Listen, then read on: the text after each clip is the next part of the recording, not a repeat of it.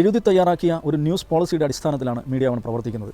സമൂഹത്തിലെ ഏറ്റവും ദുർബലരായ മനുഷ്യർക്ക് വേണ്ടി ഊക്കോടെ നിലകൊള്ളുക എന്നത് ആ പോളിസിയുടെ ഭാഗമാണ്. ഇന്നത്തെ ഇന്ത്യൻ സാഹചര്യത്തിൽ ഏറ്റവും ദുർബലരാക്കപ്പെട്ട ജനതയാണ് മുസ്ലിങ്ങൾ.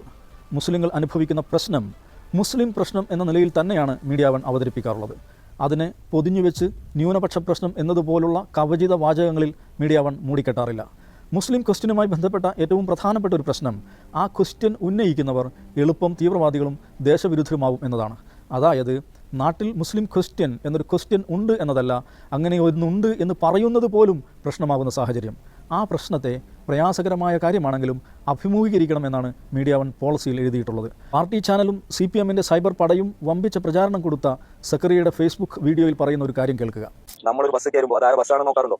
നമ്മളൊരു സ്പീഡിൽ നിന്ന് സാധനം വാങ്ങുമ്പോൾ അതായത് പീഡിയാണെന്ന് നോക്കാറുണ്ടോ? നമ്മൾ സ്റ്റേഷനിലേക്ക് പോകുമ്പോൾ അവിടുത്തെ ഉദ്യോഗസ്ഥന്മാരുടെ മതം നോക്കാറുണ്ടോ? നമ്മളൊരു ഡോക്ടർക്ക് പോകുമ്പോൾ അവിടുത്തെ ഉദ്യോഗസ്ഥന്മാരുടെ മതം നോക്കാറുണ്ടോ? അല്ലെങ്കിൽ നമ്മളൊരു കളക്ടറേറ്റിലേക്ക് പോകുമ്പോൾ അവിടുത്തെ ഉദ്യോഗസ്ഥന്മാരുടെ മതം നോക്കാറുണ്ടോ? പക്ഷേ നിങ്ങൾ എഴുതി വെച്ചോ, നിങ്ങളുടെ മക്കൾ വളർന്നു വരുമ്പോൾ ഒരു 10 വർഷം കൂടി ഈ ജമാഅത്തെ ഇസ്ലാമിയും ഈ ദാവൂദും മീഡിയ വണ്ണും ഔട്ട് ഓഫ് ഫോക്കസും ഒക്കെ ഇതേപോലെ ഈ നാട്ടിൽ പ്രവർത്തിക്കുന്നുണ്ട് എങ്കിൽ എന്റെയും നിങ്ങളുടെയും മക്കൾക്ക് 10 കൊല്ലം കഴിഞ്ഞാൽ ഈ നാട്ടിൽ ഇതുപോലെ ജീവിക്കാൻ പറ്റില്ല. നമ്മളൊരു ബസ്സിൽ കയറുമ്പോൾ അത് ആരുടെ ബസ്സാണെന്ന് നോക്കാറുണ്ടോ? നമ്മളൊരു പീടികയിൽ കയറുമ്പോൾ അത് ആരുടെ പീടികയാണെന്ന് നോക്കാറുണ്ടോ? അതൊന്നുമില്ല.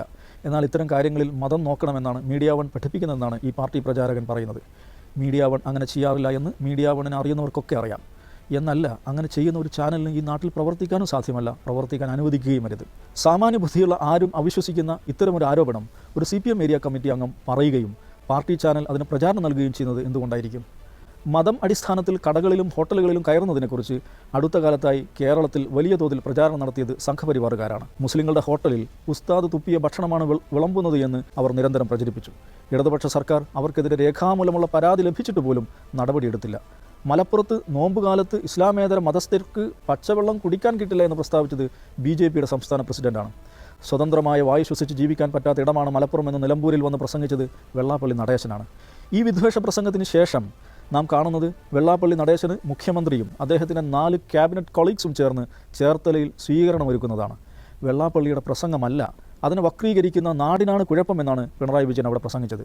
അതായത് വർഗീയ വിദ്വേഷ പ്രചാരകർക്കെതിരെ നടപടിയെടുക്കുന്നതല്ല, അവരെ പ്രോത്സാഹിപ്പിക്കുന്നതാണ് ഭരണത്തലവൻ്റെ തന്നെ നിലപാട് എന്ന് വരികയാണ്.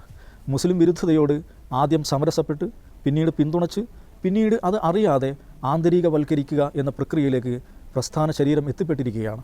അതിൻ്റെ തുടർച്ചയിലാണ് പെഹൽഗാം ആക്രമണത്തെ സ്വാഗതം ചെയ്തവരാണ് ജമാഅത്തെ ഇസ്ലാമി എന്ന ക്യാമ്പയിൻ CPM നിലമ്പൂരിൽ നടത്തിയത്.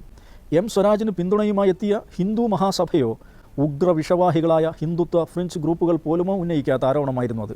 മുസ്ലിം പിശാച് വൽക്കരണ പദ്ധതിയാണ് ഇതെന്ന് media one out of focus അടക്കമുള്ള വാർത്താ വിശകലന പരിപാടികളിൽ തുറന്നു കാട്ടിയിട്ടുണ്ട്.